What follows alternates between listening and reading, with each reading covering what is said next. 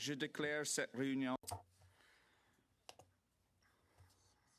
I call this meeting to order. Welcome to meeting number 78 of the House of Commons Standing Committee on Agriculture and Agri-Food. I will start with a few reminders. Today's meeting is taking place in a hybrid format. The proceedings will be made available via the House of Commons website. Just so you're aware, the webcast will always show the person speaking rather than the entirety of the committee. Screenshots or taking photos of your screen is not permitted. Good morning to all of my colleagues. Today,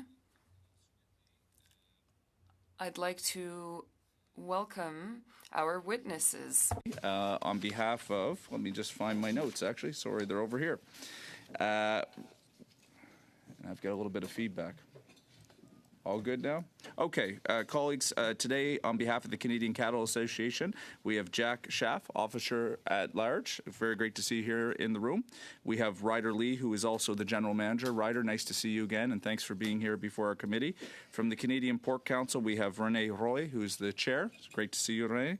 And we have Eric Schwint, who is also a part of the board and the group. So great to see you here. From the National Cattle Feeders Association, we have Kathy Jo Noble, who is Vice President. Lovely to see you again, Ms. Noble. And I think joining us by via conference, video conference, we have David Fair, who is the member and Chief Financial Officer of Van Ray Pasco Farms Limited. So very nice to see you. Thank you for joining in virtually. So the way that we do this, of course, folks, is we have 5 minutes for opening remarks, and then we'll turn it over to our members for questions. And again, thank you for being here today on an important subject. So I'm going to start with the Canadian Cattle Association. Over to you, Mr. Schaff, or to you, Mr. Lee. Good morning, Chair, Vice Chair, and members. Thank you for the invite to appear before you. My name is Jack Chafe. I'm a cattle feeder and grain farmer from southwestern Ontario in the Stratford-Mitchell area. I'm president of Beef Farmers of Ontario and an officer with the Canadian Cattle Association. With me today is Ryder Lee, General Manager of the Canadian Cattle Association. I'm used to appearances before parliamentary committees pending on legislation. This makes this appearance a new one for me as we are discussing the regulation and its implementation. I do not think there is a wide gap between what happens on the road with Transport Canada expects in the regulation, but from time to time there is gaps. There are maximum times drivers can be on the road operating commercial vehicles. This applies to livestock haulers, and the regulations we discuss here today are mostly interprovincial loads. If a driver stays within their province boundaries, these limitations generally do not apply, or fairly, this is more up to the provincial regulations whether they enforce the federal status on these situations. Cattle being hauled in Canada are subject to Health in Animals Act, regulations for allowing time in transit and other requirements about that transit. I want to be clear that this is why we are not here today, but this is very important. Cattle shippers, haulers, and receivers, farmers, ranchers, and feeders like myself all have health of cattle top in mind before the animals are sorted, evaluated for fitness for their trip, during the trip, and after the trip. We also must be mindful of safety of the vehicle, its driver, and others on the road. And this is what brings us here today. Our industry has a great record on road safety and animal safety, and we are not pushing for regulatory change. What we're asking for is clear language, specific aspect that comes into play from time to time. Vehicle problems, road closures, accidents of those kinds of unforeseeable events. What happens when a driver's service hours runs out but the cattle or live cargo have not been delivered? Quite often, they continue on to their destination. Generally, what happens if the driver continues to finish this trip is the best thing for the cargo they're carrying. But what about the rules? Now they are offside. What are the repercussions going to be? That can go two ways. One that worries us is they are fined or otherwise disciplined for doing the right thing for the animals. That is how the regulation reads to us. The other way it can go is they can be shielded from enforcement because of language under Section 76. It reads, number 1, the requirements of the regulation in respect of driver time, on-duty time, off-duty time, do not apply to a driver who, in an emergency, requires more driving time to reach destination, providing safety for the occupants of the commercial vehicle and for the other users of the road, or the security of the commercial vehicle and its load. We, along with other livestock colleagues, have been asking for Transport Canada is to have a clear spelled out that animal welfare concerns are an emergency, as mentioned. Again, we believe that the regulation, if it reads the way we think it should, could just benefit from interpretation of clear guidance, including livestock considerations. Guidance like this is not a new tool for government. We ask for clarification so the enforcement people are not asked to decide. What we've seen in the past with regulations, policy drafted in Ottawa, it's enacted in different ways across the country, and we want to avoid this in the future. Finally, I would like to point out that the U.S. has found a way to manage this flexibility around providing a sleeve that start and finish times do not apply when they're on the clock. Aligning with this would be a positive development, but we are told this would need legislative change and not regulatory change. Today, we are looking for immediate clarification on the current regulations and to ensure continued safety of both transporters and livestock. Thank you for your ongoing support of Canadian agriculture. Thank you very much, Mr. Schaaf. And colleagues, I must have been the early morning. I didn't have my coffee in me yet. I just wanted to recognize that, of course, it's pursuant to Standing Order 1082 and the motion adopted by the committee on Thursday, October 19th, 2023, that we are commencing our study on the electronic logging device requirements and animal transport, just in case any Canadians at home watching didn't know exactly what we were studying. And I also do want to recognize you, Mr. Shields. You're in for Ms. Rood. Great to have you back on the committee from time to time. Okay, we'll go to the Canadian Pork Council for up to 5 minutes. Over to you. Merci, Monsieur le Président, pour l'invitation. Et merci également. Thank you, Mr. Chair, for the invitation, and thank you to the members of the committee for your work on this issue. My name is René Roy. I am the chair of the Canadian Pork Council, and I'm also a hog farmer. Joining me is Eric Schwint, who is part of our board and also a farmer in Ontario. We are eager to offer our counsel to the committee on this file for two reasons. We understand how important regulations are to this part of our industry. We take the welfare of animals seriously when it comes to transportation issues. We have been actively engaged with every process, looking at how we can make this part of our industry safer and more secure. However, this is a case where rigid regulation can have a negative impact on the very animals we have been trying to protect. Transportation is stressful on the animals, and a rigid limit on driver hours can mean pigs will have to be unloaded or stopped 30 minutes or an hour from their destination, increasing their stress and causing them needless complications. We are not seeking an exemption from hours of service requirements or from ELDs.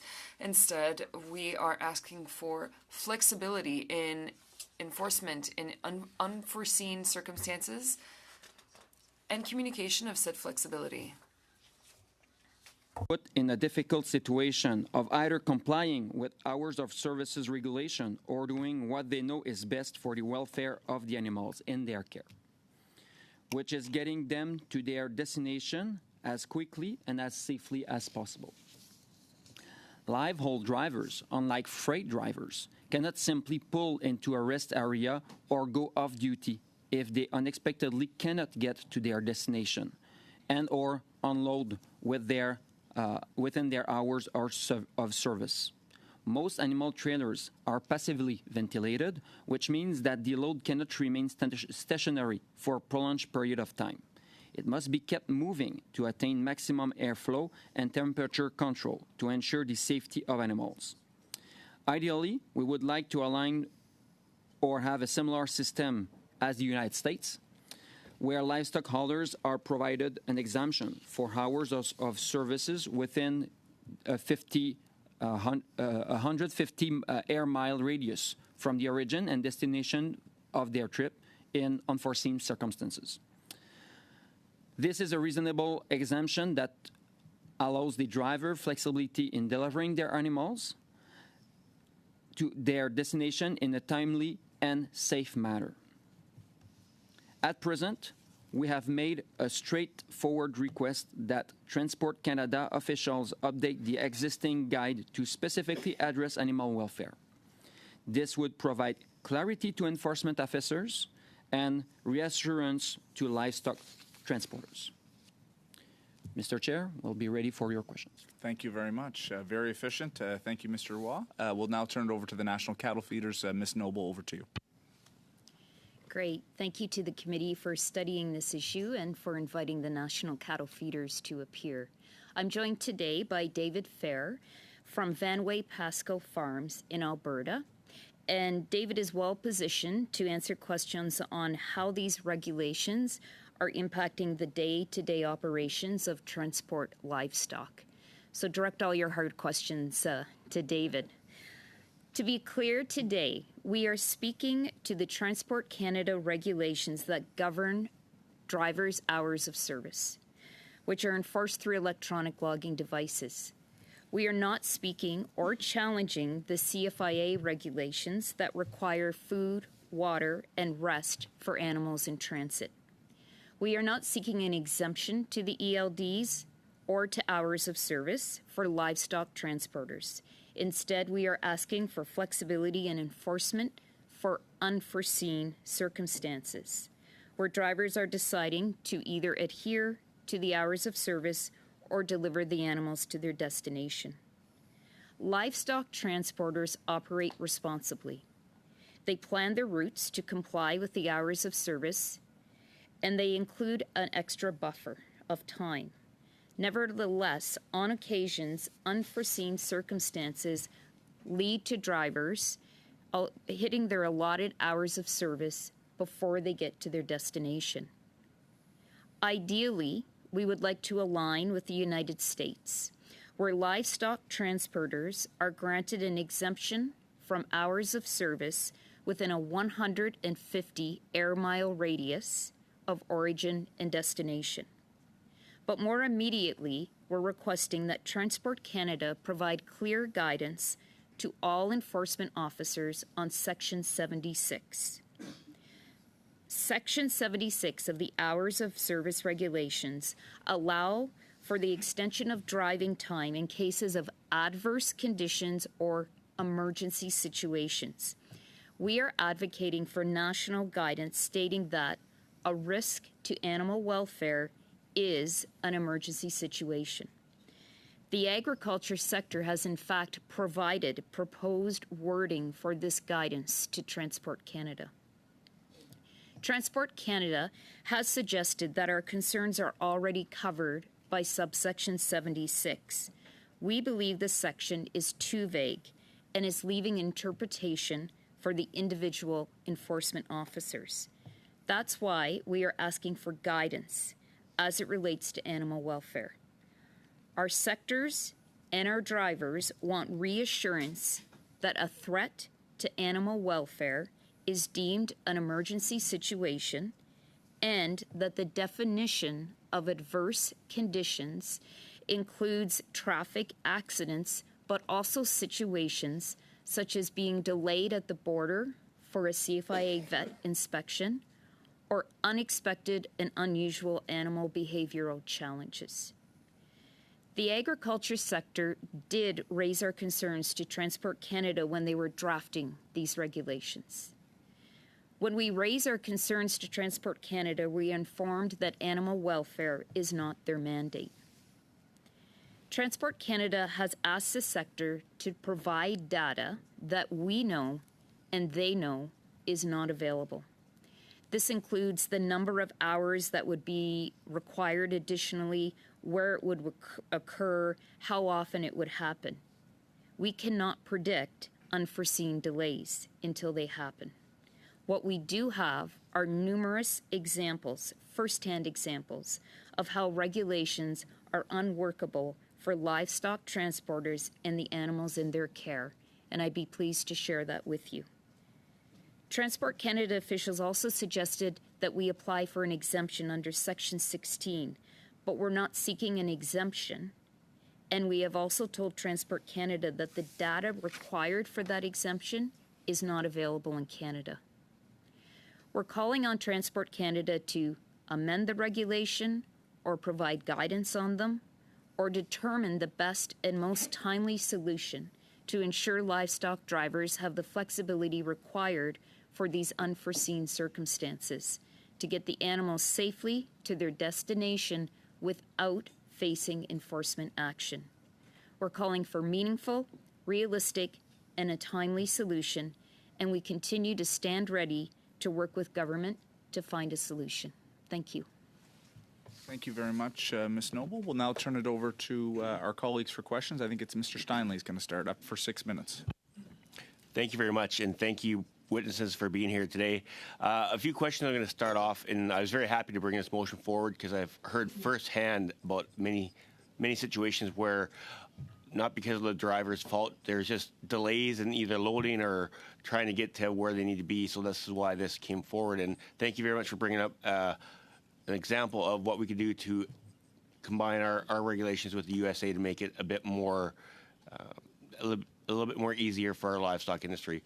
First, I'd like to ask Mr. Lee or Mr. Schaaf, where could a truck pull over and unload livestock if they hit their hours so that they can do it safely? Because as the witnesses said, the trucks are built for airflow. So where could a truck pull over and unload livestock if they had to when they hit their hours of service? Go ahead. Okay, appreciate the question.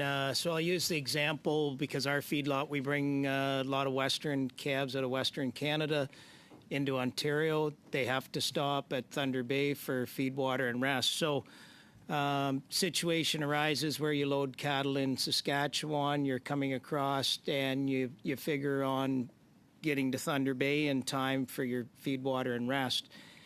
If your hours of service run out and you're 2 hours from Thunder Bay, there is no place there to unload in the middle of nowhere. You have to have the facilities to properly unload the cattle and reload them without injury or any due stress to the animals. So in that situation, the driver would continue on and get those cattle at Thunder Bay, but he would be outside of his driver time. How many of those facilities exist across Canada, like Thunder Bay? So the only feed, water, and rest stations that are set up for that is the ones in Thunder Bay, and at current time they're at maximum use. Yeah, and that's the situation, especially during the fall calf run. Could you maybe give an example or share some insight on how long could that line be at Thunder Bay to be waiting to load and unload cattle? So currently, most drivers are recommended to call ahead to slot themselves in for unloading there. And at times, there could be a wait time of 1 to 2 hours on unloading. Yeah, just for the committee and my fellow committee members, I think that's the crux of the problem, is that loading and unloading time is where they lose the hours of service and where the transportation issues come into play. Because if anyone's ever loaded cattle, sometimes things happen, you get delayed, and I think that's where there needs to be some flexibility for our livestock. It's about the safety of the animals, and especially when it comes to a situation where you're going east to west or west to east. There is only one facility in this country where you can actually unload and load cattle, and that's why we need a little bit more flexibility. And I just asked Kathy, Joe, if you could give some examples from your membership of why that flexibility is needed. Yeah, I'll turn to David because this is his day-to-day. So go ahead, David. Thank you. Yes. So we're a feedlot operator in southern Alberta, and we import feeder cattle from the Pacific Northwest in the United States. We're going as far as California, Nebraska, the Dakotas, and things like that. So we encounter weather challenges, road challenges, all of these different aspects, and we're dealing with a whole host of different organizations and regulatory authorities. So when we're importing U.S. feeder cattle, you have to deal with the USDA approved vet. That transport has to be approved. It has to go to Washington for approval, and there's just a whole host of factors and layers that cause delays throughout this entire process. So having some flexibility on the tail end and the beginning of the trip really does allow these drivers to relax and take their time and do their job safely. With the best thing in the back of their mind, it's always about the animals. So if we went down the same path as the sleeves that they have in the States, do you think that would fix a lot of the problems we have when it comes to certainty and a little bit more discretion with our drivers? Yes, I do. So in the U.S., because we like 90% of our miles are actually in the U.S. as a carrier, we find that the ability to transport cattle in that geographic area is is a lot easier relative to Canada. So the one aspect that I really want to emphasize is that we do a very, very good job at ensuring that we have facilities in place to bring our cattle in the event of something happening. And I'll use the example of California. So you can't make the trip from California to southern Alberta in one go. And it would be reckless to try to do that. So what we do is we have facilities where these animals go. They're USDA approved facilities, and these animals get dropped there. They're inspected by a vet. They're tagged. They have veterinary services if required, and then they make the rest of the journey up. So I want to really stress that we do everything that we can to ensure that we are adhering to the hours of service rules, but you can't plan for everything. So whether it's the animals aren't cooperating, they're not ready, you're going to a ranch setting where they are missing an animal and they have to go and find it, all of these different aspects really come into play, and having that flexibility is very important. Thank you very much. Thank you. To both of you. We'll now turn over to Mr. McDonald for 6 minutes. Thank you, Chair, and thank you to the witnesses for being here. The Canadian Cattle Association.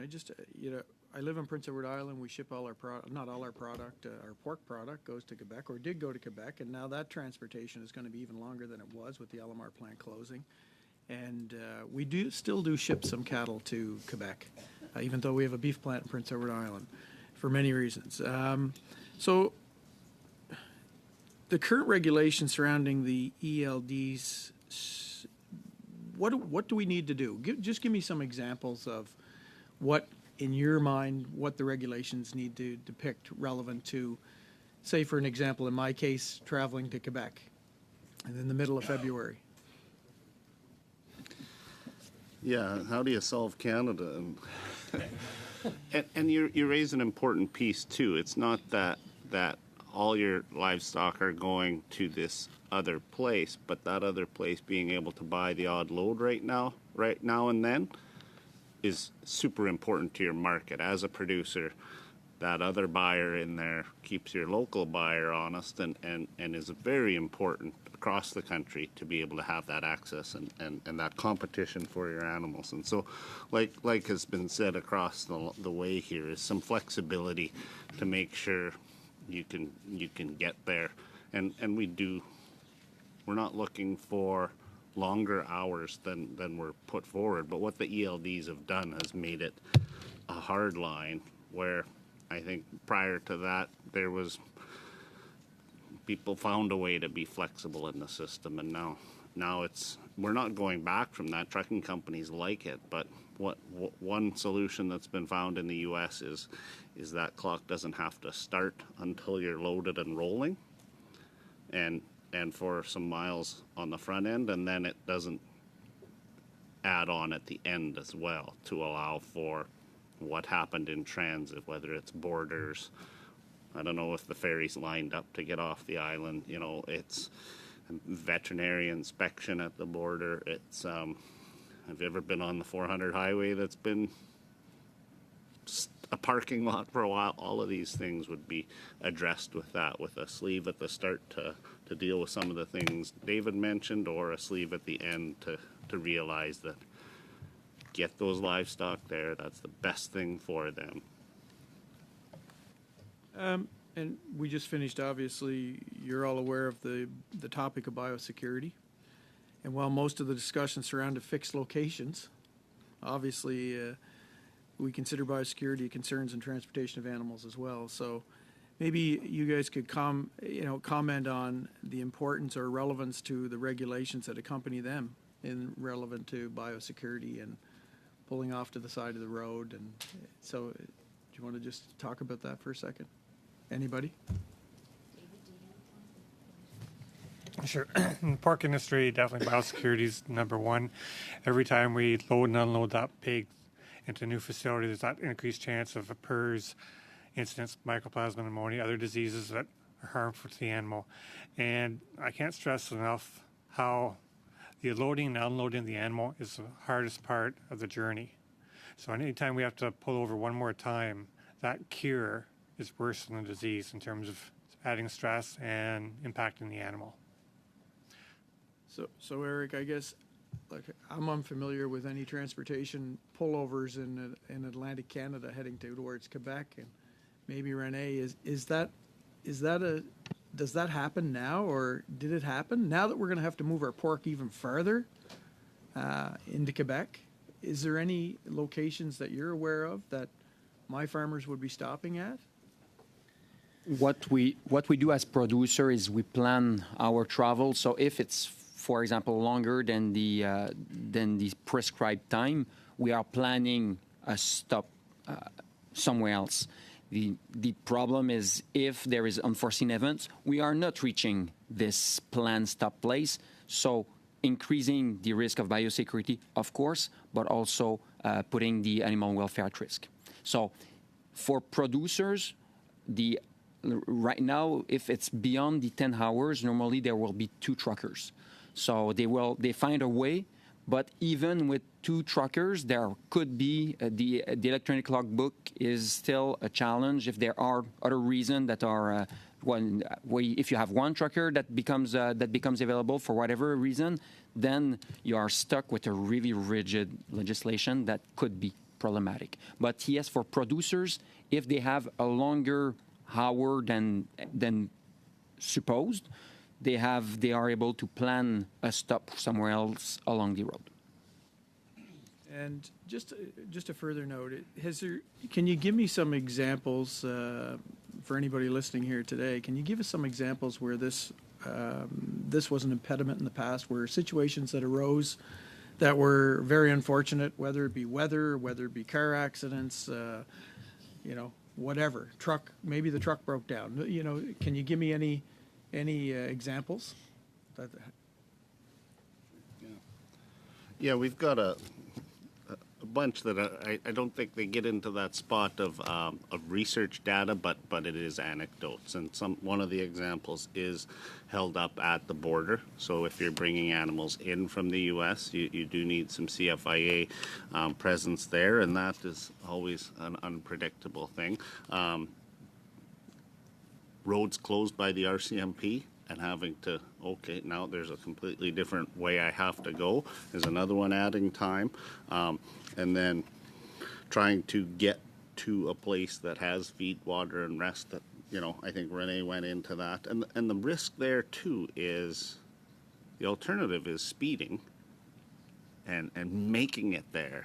And that's not a win either. When the flexibility is gone, you do what you need to do kind of thing. And that's not a win too. So that's another piece that we look for with this flexibility. Gives you the chance to, I can get there and go in a reasonable way. Thank you, Mr. Lee. Thank you, Mr. McDonald. Maintenant, Monsieur Parent pour 6 minutes. Allez-y, s'il vous plaît. Mr. Perron, for 6 minutes. Thank you, Mr. Chair, and thank you to the witnesses for being here today. I appreciate your presence. Mr. Roy, in your introduction, you mentioned that transportation can be very stressful for the livestock, for the animals. If the trip is longer and if we need to unload them and reload them, that can add to their stress. Can you elaborate? Yes, here's a very good example of a challenge that we have. When there are long distances, we load the animals onto the truck, and that is a very stressful time for them because they're going through something new. And so there is a larger risk of injuries. Once they're on the truck, if the trip is long, they will sleep and they will lie down. So, of course, while they're lying down, there are less risks of them becoming injured because there are less risks of, for example, another animal falling on another one. But if they are they're in a very tight space for a very long time, then we unload them in a place that is not optimal, then we might actually increase the risk of injury. You also talked about it being important to keep movement going. What happens if there's an accident on the road, if there's traffic, or that kind of thing? In Quebec, 1 year, we had to transport hogs on a very long distance.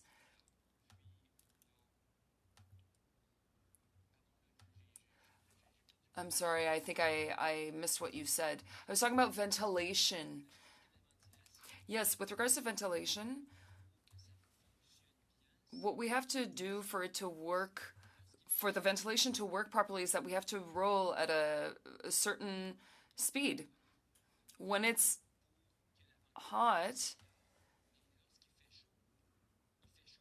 it's hot, but we try to get the ventilation going as best as we can. But an animal who's in an enclosed space and who is heating up, and if there's not enough ventilation, there will be an additional risks to them.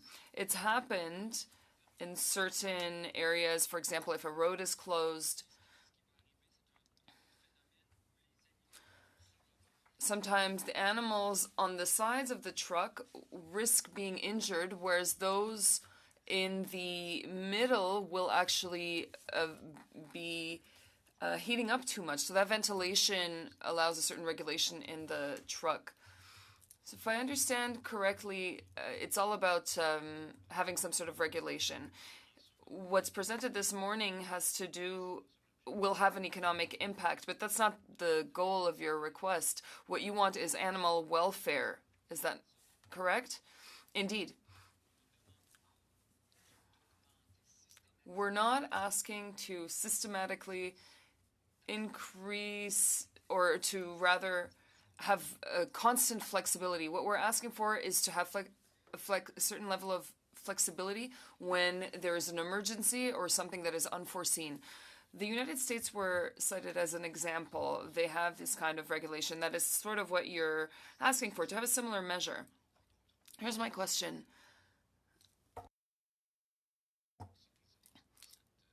How will you control the cases when that justified flexibility is used?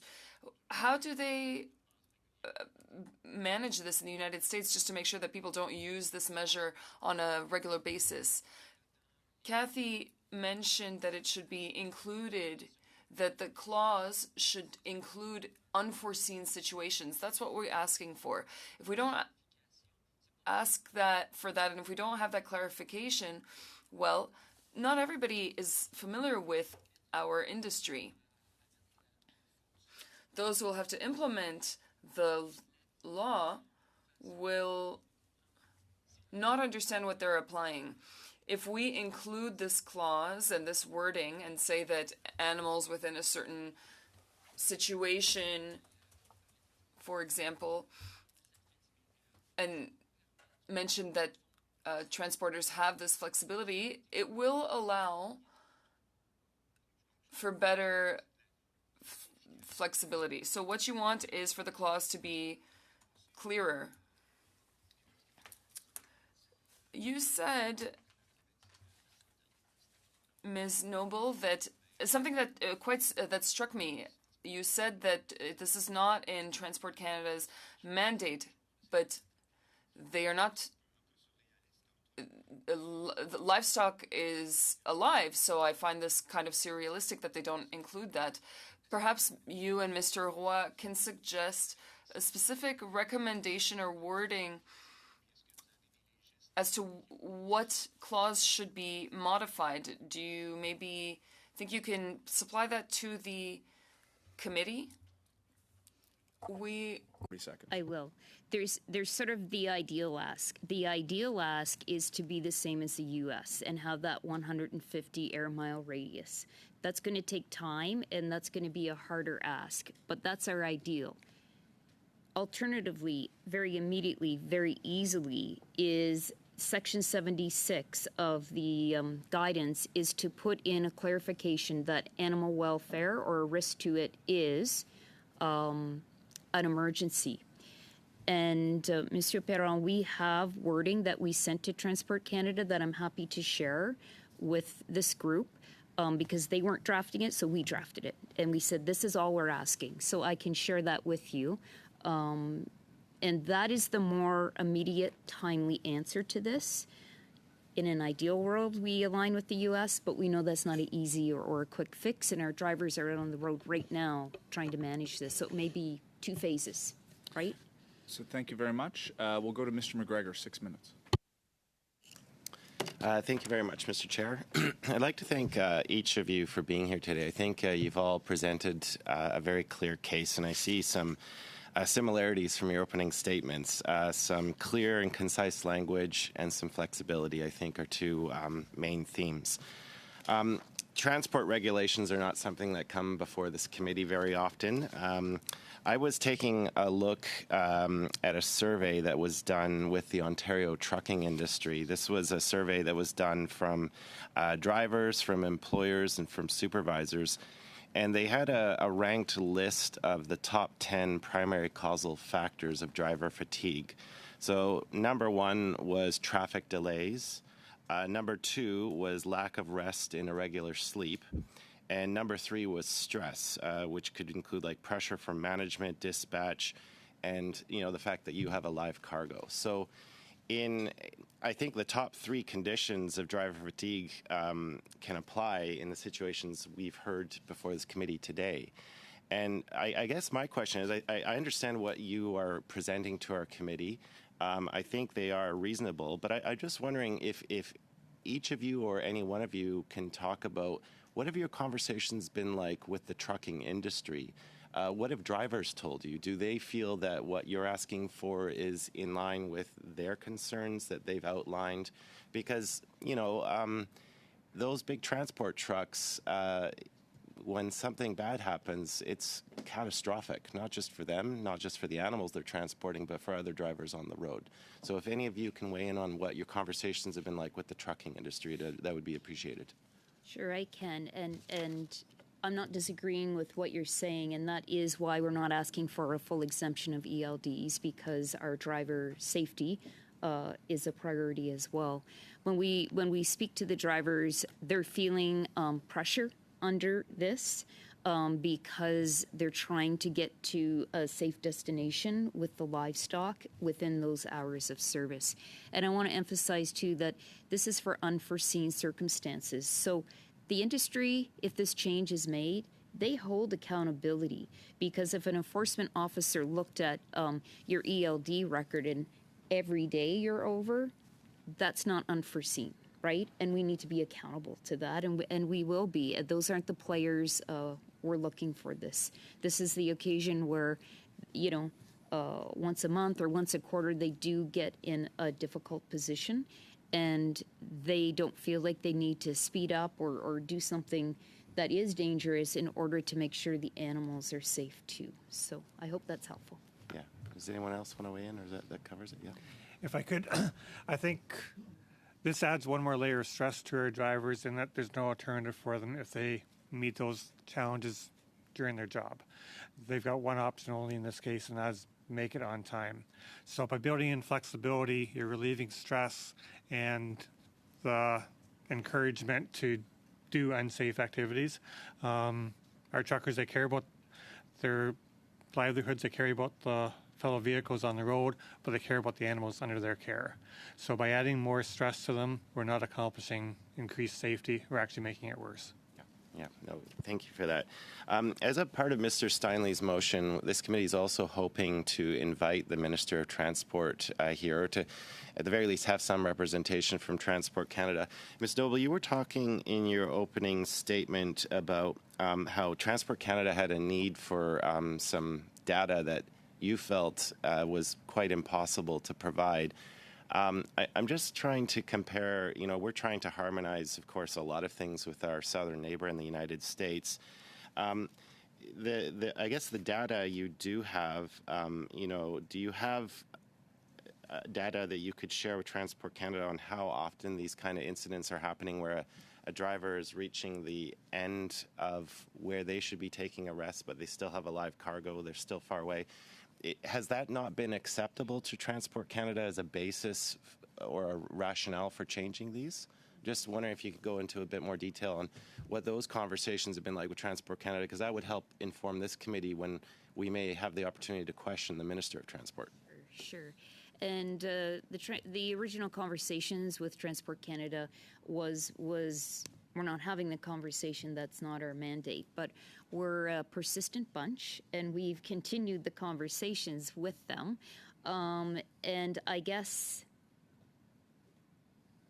it's asking for data that we don't have. And I encourage you, when Susan Fitzgerald is appearing before you after us, she represents the Canadian Livestock Transport Association, and she can speak in detail into what data we have and we don't have.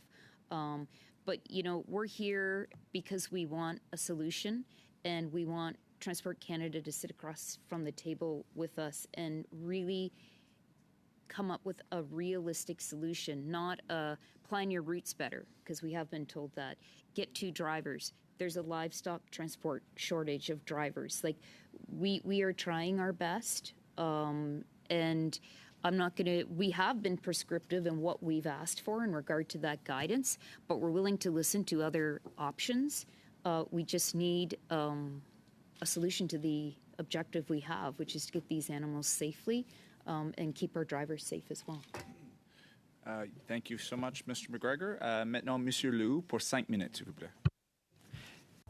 Mr. Liu for 5 minutes. Thank you. I will share my time with my colleague, Mr. Stanley. Thank you to the witnesses for being here. Quick question, Mr. Roy. Olimel closed in Beauce. 35,000 hogs were slaughtered weekly, at least. That will require better transportation, or rather, in your discussions with processors, where are you at? The closure will happen in December. That should not have any impact on transportation. Not beyond 10 hours, unless there are some exceptional circumstances that arise. The majority of hogs in Quebec will be redirected to other slaughterhouses. My colleague mentioned earlier that the majority of maritime hogs are brought to Quebec. Will some of those be transported into Ontario? Or will we be transporting them on longer distances, and then will there be larger consequences? Indeed, some hogs will have to travel longer distances. I'd like to highlight that what we are asking for is to not treat our animals like trash and like toilet paper. It's not, we want the reality. Stopping on the side of the road is not something that happens often, but we want that to be that exceptional circumstance to be taken into consideration. Thank you, Mr. Roy, because indeed they are alive, and it would be very relevant for the legislature to take that into consideration. You're asking for flexibility and for alignment with the American laws. Indeed, I think that there should be more flexibility, and there are cases where there are exceptional circumstances. Those stations where you can load and unload the livestock can create issues for even biosecurity issues. Indeed, if we can't reach our destination, we plan for that. We're not planning, for extreme situations, but we do plan for the final destination day to day, and that's what we want, is flexibility for the animals, and we want some biosecurity safety for the animals that are being transported, but those that are also in the region, because some diseases are airborne. Thank you. There is indeed a lot of anxiety that would add on the truck driver that could be alleviated. We are making these plans. Like, this is not ad hoc. Like, can you walk through logistically how planned your day is when you're transporting livestock and animals? Because I just want to make it clear to this community that you guys take the route seriously, and you're planning it down to like a very set time. Yeah, thank you for that question. So I'll use the example of transporting feeder cattle from Idaho. So what we do is this is planned a week in advance. We are communicating with vets. We've provided them with packages on how they need to assemble all of the documentation for the importation. We are communicating with the CFIA vet. We're communicating with whoever might be loading this the animals, like the particular sorting facility or whatever it might be. And we are ensuring that our drivers can get there with the required time and get home with the required time. So it's very, very planned. I cannot stress that enough. Yeah, no, thank you very much. I appreciate that. I only have a few seconds left. One thing I want to say is to Mr. McGregor, and I think the reason there isn't data on how many people are going overtime in unforeseen circumstances is because people don't want to let people know that they're not following the rules. So I think that's a tough ask, because that's why the data probably isn't there, to my colleague, Mr. McGregor. And lastly, what kind of consequences are the drivers facing if they do get pulled over in their overtime? Because that would be stressful for them. And I just want to know, what would the drivers face and what would the company face if they are over the allotted hours of service? Yeah, so the driver itself can be imposed a fine, and that also impacts the carrier. So things like insurance costs, all of these other aspects are impacted. But more importantly, I think what's the biggest issue is the fact that the driver has to choose what is he gonna take care of, and at the end of the day, he has a responsibility to care for the animals, and that's what his biggest priority is going to be. They are always considering everything else, right? So fatigue, we train somebody had mentioned fatigue and all these different aspects. We train our drivers to ensure that they recognize that. And we have drivers that pull over on the side of the road for a 30-minute nap, 20-minute nap, just to get themselves refreshed and recharge if they find themselves in that position, and move on with it. Thank you. And that's hugely beneficial. Thank you. Thank you. We'll now turn to Mr. Drouin, 5 minutes. Merci, Monsieur le Président. Thank you, Mr. Chair, and thank you to our witnesses for being here. I will start with Mr. Roy. I just want to understand something. Of course, I understand the issue, but with regards to the agency's regulation, you can transport an animal for about 36 hours if all the conditions are respected and if you don't stop. After 13 hours, the driver must stop. So here's what I'm thinking.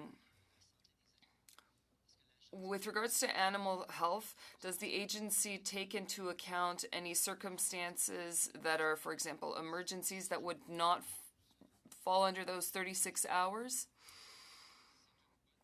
That's a good question. I don't have an answer to the question. I don't know that clause. I'm not aware of it. But I can get back to you on that. I can find the information myself.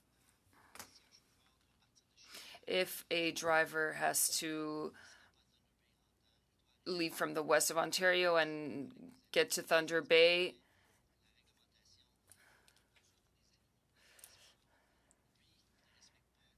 if the driver stops, then he is not respecting the hours, because he must stop and load and unload and load the cattle. If there's an emergency and the driver has to stop or they're stuck in traffic, there's no clear indication what to do from Transport Canada. What Ms. Noble said, or that I understood, is that there's a verbal agreement where they tell you don't worry about that, but they're not ready to put that in writing. Is that correct? That's one of the things we're asking for. We want it to be clarified. We can't demand for that interpretation to be respected by those who enforce the law. We have to have it written, because otherwise our people in our industry will not know it, and those who have to enforce the law will not be able to do so. Before that, you've had chats with Transport Canada.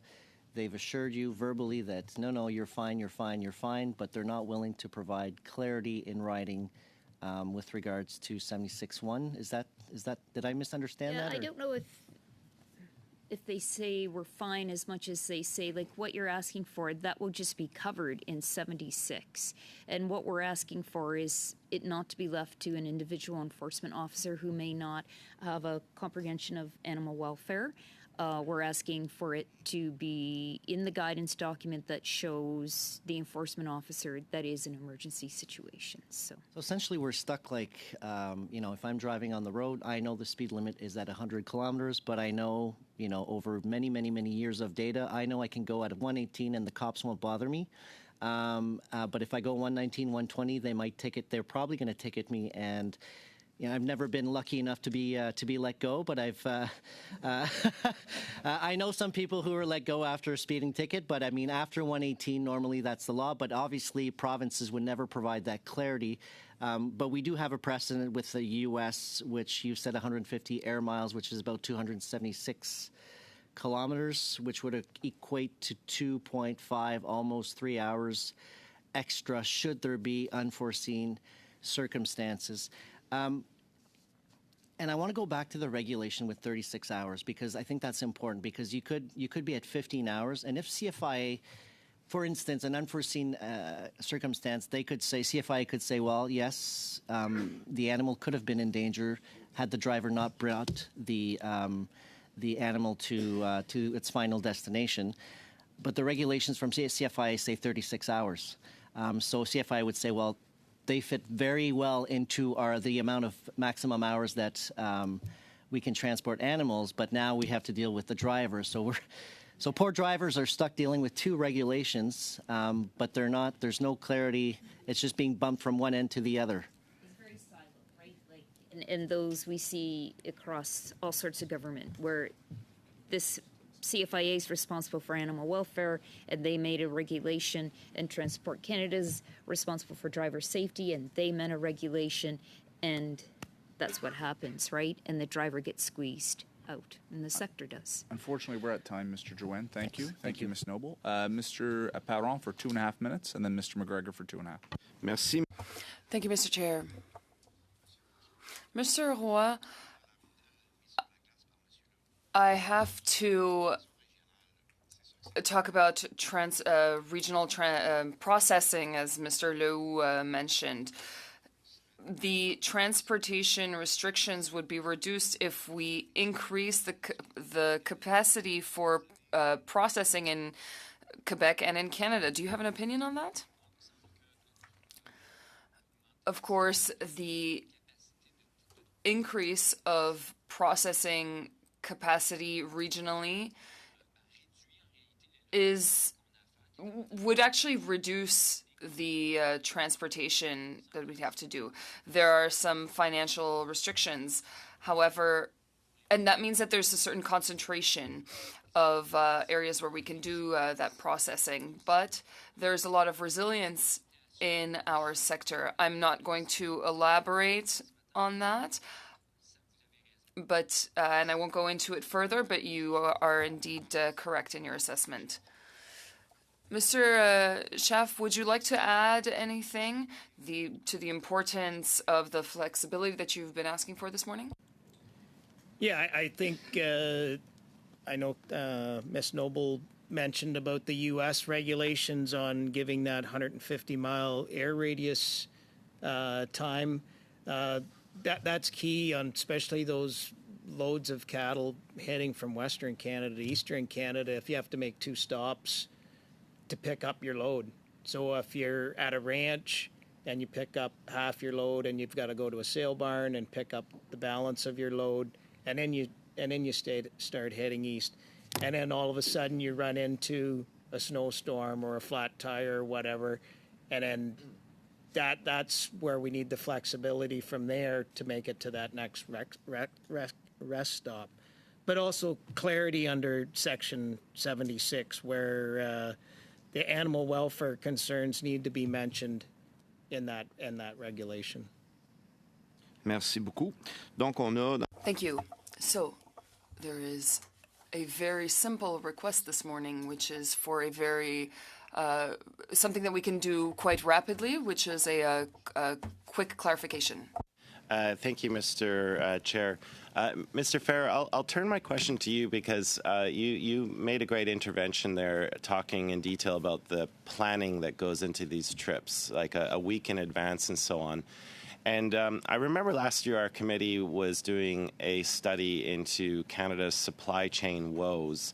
And I do recall some of our witnesses talking about, the need for better investment so that we can gather more data points in real time. And I'm just wondering, how could the government help in other ways with the industry in sort of gathering data about, adverse weather events that may be affecting certain transportation corridors, CFIA backlogs at the border, what the capacity of a certain loading, unloading station is.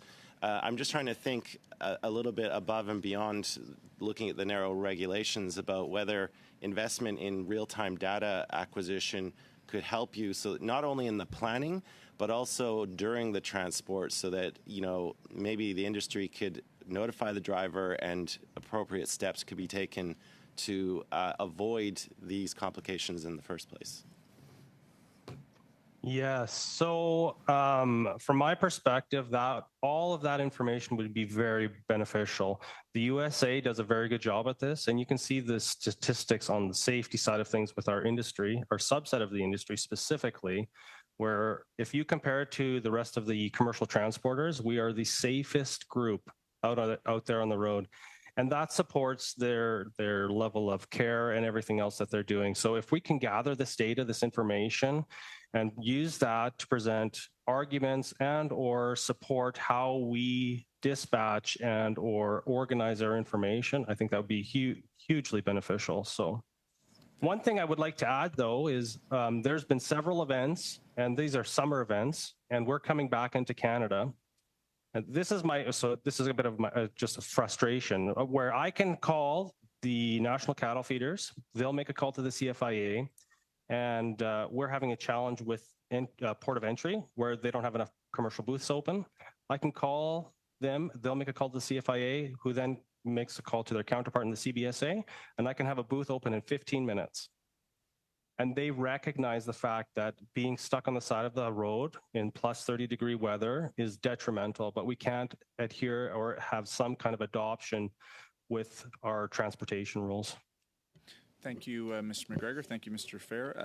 Look, colleagues, I don't do it often, but I do want to ask a few questions. And so, if you'll permit me, to you, Ms. Noble, part of what I think, just for clarity for us to all wrap this up, part of what's driving this conversation, because the actual regulations haven't changed other than the implementation of the ELDs itself from what would have been paper logs in the past.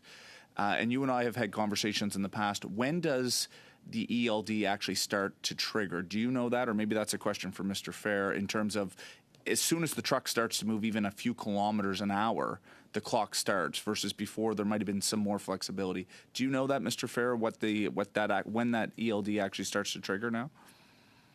I believe it's 3 miles an hour. So once the truck starts registering a speed in excess of 3 miles an hour. Okay. And how did officials, like if you, maybe the situations wouldn't have been as dire, and I can appreciate to your point, Mr. Fair, that as soon as the truck starts to move 3 miles an hour or 3 kilometers an hour, whatever, either way, it's a low threshold, and that could be even just moving around the yard to actually load up the animals onto the truck. How did officials treat this previously? Was there some flexibility, or was there a policy approach? Just, I think, for the benefit of this committee, was it generally there was an understanding on this, or was it mixed, or how has that changed over time? Well, I think that the biggest thing is that, like you said, right? Like there's a consideration for what's happening in that given environment, right? So, you know, whether you're ready to back up to a shoot and load and you are just turning in and backing up and now your day has started, you know, all of these factors are important, right? And or, you know, you load as a group. So if you're going across a border, you need to cross the border as that group. And if you have to load with another group of people, you're waiting there for 45 minutes or however long it could be, and you might be the first person. So your day has already started, and you're an hour into your day now. So. Ms. Noble, just on the legislative piece, just so this committee can be very clear about what we can recommend to the government, and I gave you a piece of paper which is the actual regulation so that you have it in front of you, and it's emergency and adverse driving conditions. So this committee can be very clear on 76 sub 1, where it talks about in an emergency where there's requires more driving time to reach a destination that provides safety for the occupants of the commercial vehicle and for other users of the road, or security of the commercial vehicle and its load, which of course would in this case is talking about animals. You're not asking for a change in that type of regulation. You're asking for a policy statement either from the department or the minister that explains in these conditions that includes animal welfare. We're not asking for a regulatory change. There's a guidance document that exists. That's what we're asking for clarity on. So it's not even a regulatory change. Right now, the guidance document in regard to that says an emergency is a situation or impending situation where the safety, security of people is at risk, is likely to be in jeopardy. That's the guidance against that one. What we are asking for is an addition that says, in the case of live animal transport, would an unforeseen animal welfare concern that could lead to animal suffering occur, it will be considered an emergency for the purpose of 76 Section 1. And I can share this with you. So we're not even asking regulations, it's guidance. And this is an internal document that Transport would share, or a public document They share that's with the available. enforcement officers. Okay. Perfect. Okay, that's very helpful. Thank you so much for the first hour. So, colleagues, on your behalf, let me thank the fine folks from the Canadian Cattle Association, from the Canadian Pork Council, and, of course, from National Cattle Feeders. Thank you today. Very helpful. And don't go far, colleagues. We're going to turn it over to our second panel in just a few minutes. So we'll suspend.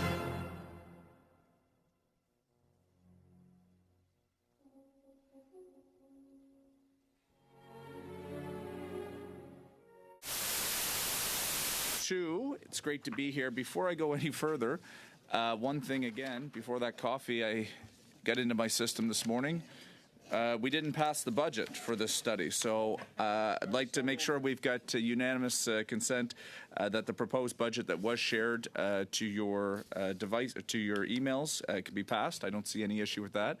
Other than that, the first hour's on me if you guys don't pass it. Okay, good. That's passed. Thank you, Madam Clerk. And, of course, for the second panel, we have, by video conference from the Canadian Livestock Transporters Alliance, Susan Fitzgerald, who is the Executive Director. Welcome, Ms. Fitzgerald. And we also have Dawn Shantz, who is the member from Vernella Livestock Incorporated. From Humane Canada, we have Barbara Cartwright, who is the Executive Director. From World Animal Protection, we have Lynn Cavanaugh, who's Campaign Manager. And Monsieur Parent had been trying to get a witness, was unable to get, I think, the representatives from Quebec that he was hoping for, so I used my discretion. We're allowing the Canadian Pork Council to stay around for any further questions. That was at the behest of Monsieur Parent, and I was happy to oblige. So we're going to give 5 minutes opening remarks. I'm going to start with the Canadian Livestock Transporters Alliance. Over to you, Ms. Fitzgerald. Thank you very much, Mr. Chair. The Canadian Livestock Transporters Alliance is pleased to have been invited by the Standing Committee to appear before you today in relation to electronic logging devices and animal transport. Our association represents commercial livestock transport companies. We have members in Ontario, Manitoba, Alberta, and Quebec. And as you mentioned, I'm joined here today by Mr. Don Shantz with Vernella Livestock, based in Ontario, a member company of the association. ELDs provide less flexibility in documenting service hours than paper logbooks. And due to this decreased flexibility, our concern is the potential for drivers to reach their maximum hours of service due to unforeseen delays before reaching the animal's destination, or it could be due to delays with unloading at the destination. The driver would then be put in the very difficult position of either complying with their hours of service regulations by going off duty, or doing what they know is best for the animals in their care, which is getting them to the planned unloading site. As you heard from a previous witness this morning, additionally, live haul drivers, unlike freight transporters, cannot simply pull into a rest area and go off duty if they unexpectedly cannot get to their destination or unload within their hours of service. Most of our animal trailers are passively ventilated, which means that the load cannot remain stationary for prolonged periods of time. It must be kept moving to attain maximum airflow and temperature control. This is also true for the transportation of bees. And plus, with bees, there's the concern of bee escapes when stationary, which could become a human safety concern. Animal transport is carefully planned. The circumstances we are anticipating are unforeseen delays or events where drivers going over their hours of service is not an expected occurrence. Animal transporters are not seeking a blanket exemption from ELDs or hours of service. we're asking for flexibility in the hours of service enforcement in situations where animal welfare must be safeguarded. Examples of unforeseen delays, and you heard some previously, that could occur in transit could include adverse weather, traffic accidents which close roads or bring traffic to a standstill, border crossing delays, bridge or road outages, or a breakdown at the processing plant which would hold up unloading. Starting back in 2017, when the amendments to the regulations were first published, we urged Transport Canada to harmonize our Canadian regulations with the U.S.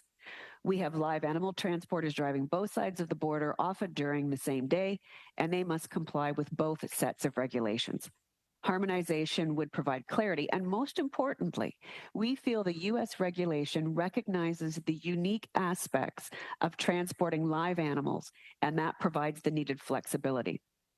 In the U.S., 150 air mile exemption from hours of service from load origin was in place for live animal transport on an interim basis since 2017.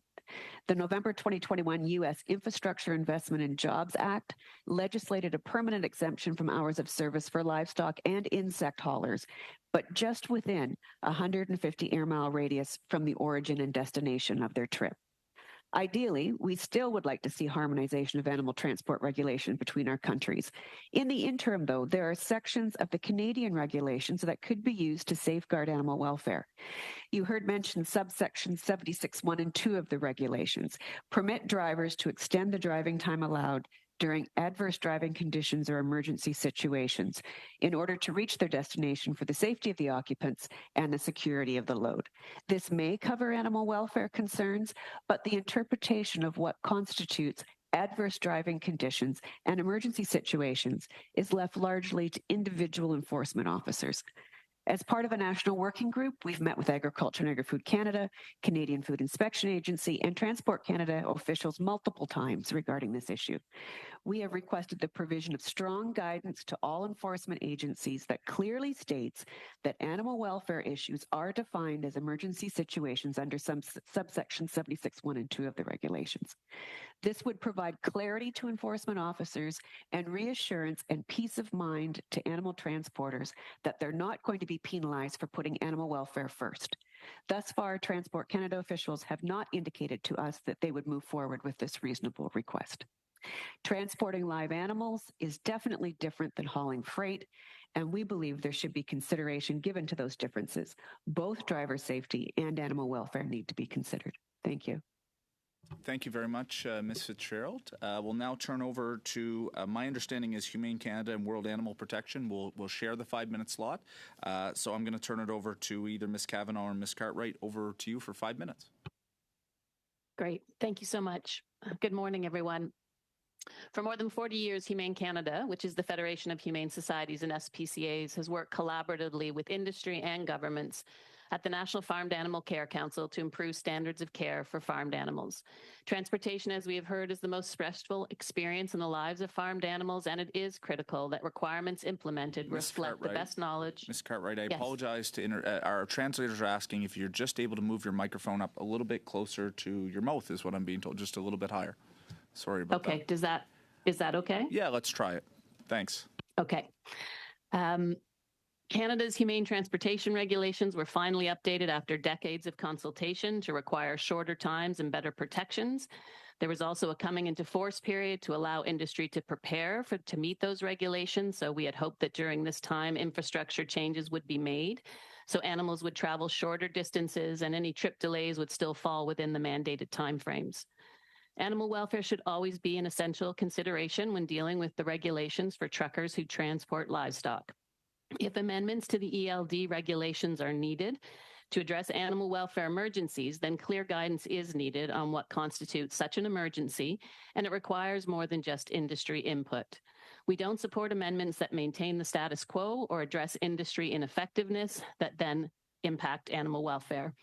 For example, in a recent Rabble article on this topic, industry experts cited things like erratic working hours, the impacts of warm weather on loading and unloading of livestock, timetables at slaughterhouses or auction floors, inspections at border crossings, and businesses' opening hours as contributing to erratic schedules. These are not animal welfare emergencies. They may cause animal welfare emergencies, but in and of themselves, they are not animal welfare emergencies, but rather very much foreseeable circumstances with industry solutions like better planning, shorter distances, more Canadian slaughter facilities, and climate-controlled vehicles. The onus is on the agricultural sector to structure their industry so that it is not erratic, poorly planned, or ineffective, both for the animal welfare and the human welfare.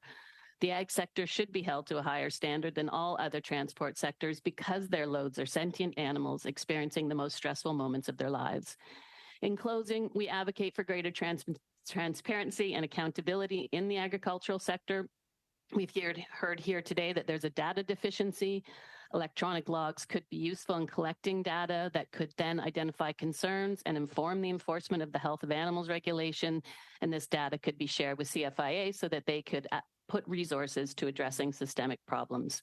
We support an agricultural system that promotes safe local production and slaughter and doesn't rely on hauling animals cross-country multiple times during their short lives. We don't support a system that prioritizes the current supply chain structure over the welfare of hundreds of millions of animals raised and slaughtered for food. Thank you. Thank you, Ms. Cartwright. We'll turn. We just have, of course, we have Pork Council here, but they've already had their opening statement. So you feel free to ask Mr. Schwint any questions you may want that you didn't get in the first panel. But we are going to turn to questions, and I'll look to my Conservative side. Is it Mr. Barlow? Over to you for 6 minutes. Sorry. Speakers. My apologies. I thought you had. You're still a minute and a half. So go ahead. Sorry, Ms. Kavanagh. Okay, great. Thank you so much. So thank you, Chair and committee members, for the invitation to speak today. I'm the Farming Campaign Manager at World Animal Protection. We're an international animal welfare charity, and we work collaboratively with stakeholders to improve the farm animal welfare, and we're also a member of the National Farm Animal Care Council. We're here today to talk about the requirements as it relates to the transport of live animals and their welfare during transport. As Ms. Cartwright said, transport's no doubt one of the most stressful periods experienced by farm animals during their lifetime. While we agree with the industry concerns that ensuring animals' welfare is not comprised by a strict adherence to the rules and would support exception for certain reasons, such as unexpected delay due to weather, we are also concerned that flexibility in the requirements will be used as an excuse to extend already lengthy journey times rather than address a system that is broken and in need of repair. And what I mean by that is that the centralized slaughter system in Canada, which is controlled by two companies, JBS and Cargill, means there are limited local slaughter facilities, necessitating lengthy journey for animals being sold through auctions and long lineups at slaughter plants. In Canada, it's common for animals to be shipped across the country or to the U.S. for slaughter. The lack of local slaughter options has been identified by a problem by small-scale farmers in several provinces. World Animal Protection's recent report highlighting the poor treatment of fragile dairy cows, which was based on CFIA inspection reports and research from University of Guelph and UBC, show cows may be in the system for several days before reaching their destination. On average, 3.5 days, sometimes as long as 7 to 10 days. Obviously, they will deteriorate substantially along the way. In addition, limited inspection means the minimum standards under the health of animals regulations are not always met or enforced. Examples of long lines at slaughter plants or having to load large numbers of animals at auctions are not appropriate exemptions to the maximum transport times. These issues are sometimes predictable and systemic in nature and must be addressed as such. Extending journey times for day-to-day situations should not qualify as an animal welfare emergency, as Canada already has some of the longest allowable transport times in the world. Thank you. So, Ms. Kavanagh, thank you very much. I do want to just clarify for the record, the conversation today is certainly not about extending the health of animal length times. This is about electronic logging devices and the transport regulations and the intersection between making sure animal health is protected. So for those that are watching at home, there's no suggestion from this committee, nor are we studying anything about extending those times. Mr. Barlow, over to you for 6 minutes. Thanks very much, Chair. I appreciate you clarifying the goal of this study that we're undertaking. Now, Ms. Fitzgerald, we did ask this question in the previous panel, but I know certainly with your expertise on this, one of the answers or the comments we're getting from Transport Canada officials is, for those who are moving animals, just plan your route better. Now, I went up to the barn facility in Thunder Bay earlier this summer. Highway 1 in Northern Ontario is single lane, no shoulders. I don't know if there's any other option in Northern Ontario when it comes to planning the route. So maybe just give us an idea, like how much planning and the logistics goes into coming up with those routes. I don't think this is something that is done lightly when it comes to planning transportation of livestock. Certainly. Thank you for the question. No, for sure. The situations we're talking about is not bad planning. They have, the transporters have laid out their route, scheduled the times. What we're talking about are unforeseen situations. So situations, as I mentioned, could be adverse weather, it could be traffic accidents, could be bridge outages. But you raise a very good point that there may not be, in some locations, an alternate route that's readily available to them. And again, taking into consideration an alternate route that would be appropriate for the transporters to take. And we also mentioned, too, if they run into a situation, because we are talking about the driver's hours of service. So if a driver is going over their hours of service, a location that's appropriate for unloading those animals and making sure that they have feed, water, and rest may simply not be available and not be in the best interests of the animals being transported. Yeah, for certainly when you look at some of the conditions in Northern Ontario, for example, as I mentioned, there are no other alternatives to pull over on the side of the highway and unload and load animals. I'm assuming that would be extremely hazardous, not only to the animals themselves, but in a winter storm for the driver to be pulling over on the side of a highway and trying to handle a load of hogs or cattle. That's absolutely correct. And my colleague, Mr. Shantz, who's joining me here this morning as well, perhaps has something to add to that. But as was identified, both with the panelists here now and previously, loading and unloading animals is a stressful situation for them. And so we want to get them to their planned destination as quickly and safely as possible.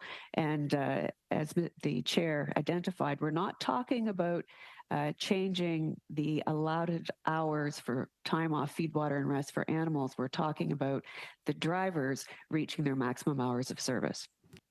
That's a great segue to my next question, Ms. Fitzgerald.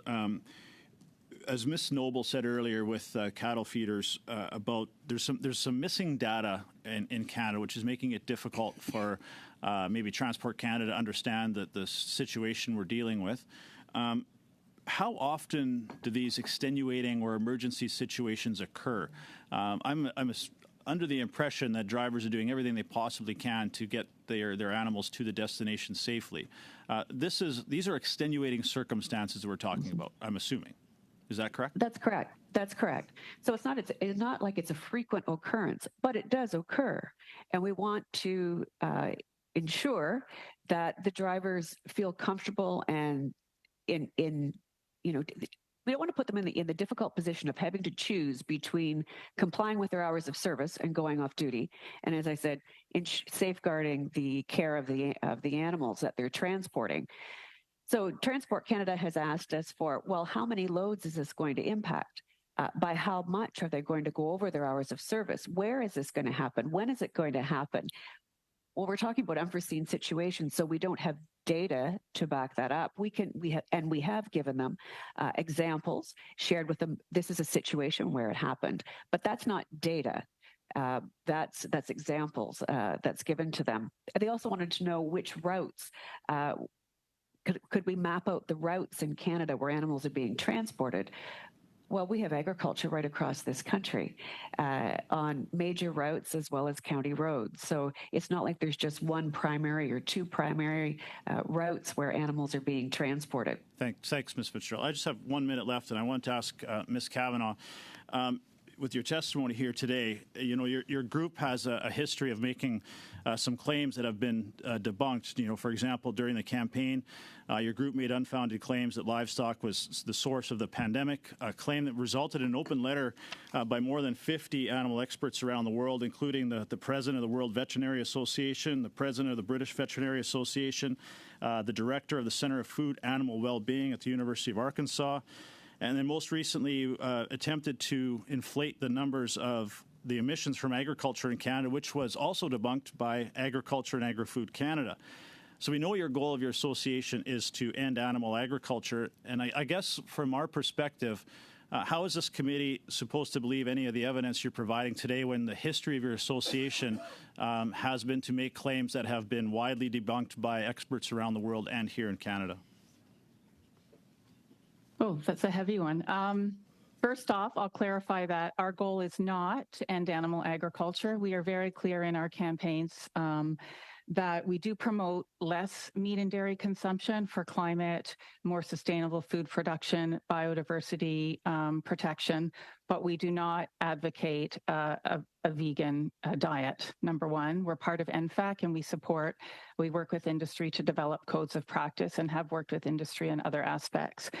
Number two, on the pandemic point, this could be a very lengthy conversation, but there is extensive data showing that industrial farming systems are very much a pandemic risk for emergent new viruses. And data from international reports from the UN, from Chatham House, et cetera, have come out to show this.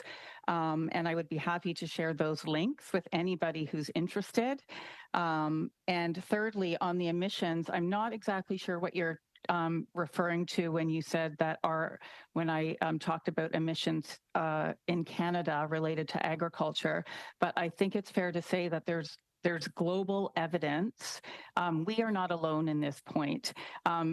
We are simply echoing and supporting what the huge body of evidence is saying about emissions from animal agriculture and the need to reduce the amount of animal agriculture that is produced in Canada and globally to help meet our climate targets. Thank you, Ms. Again, Ms. So I gave a little extra time. Mr. Barlow did ask a quite pointed question. I wanted to give you time to respond, but we are a couple minutes over. So fair. I'm going to turn. Okay, I think that was enough. Thanks. I'm going to turn to Mr. Lewis now for 6 minutes.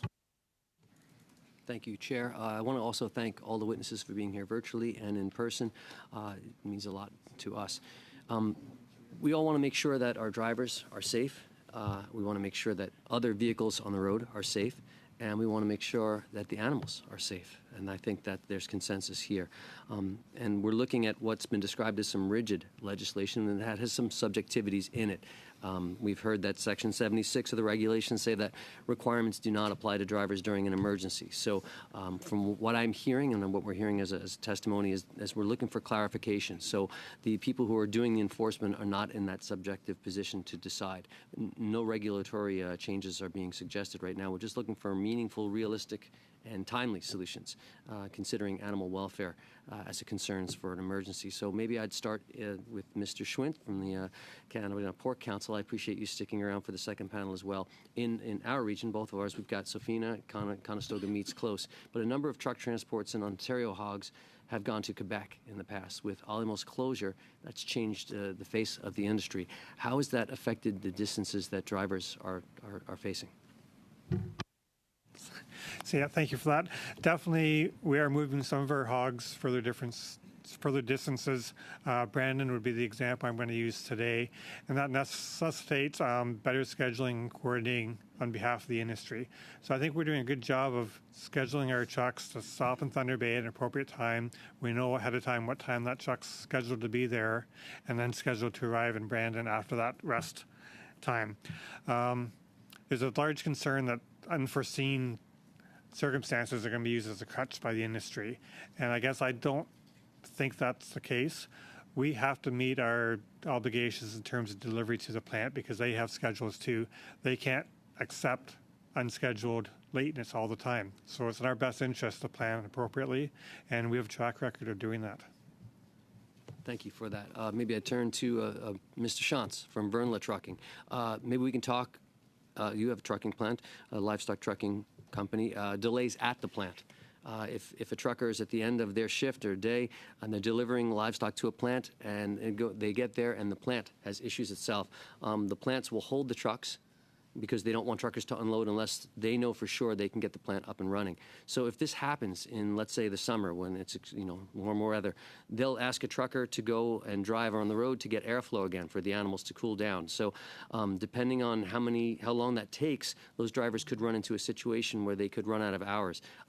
Has that happened, and what kind of solutions would you suggest for that?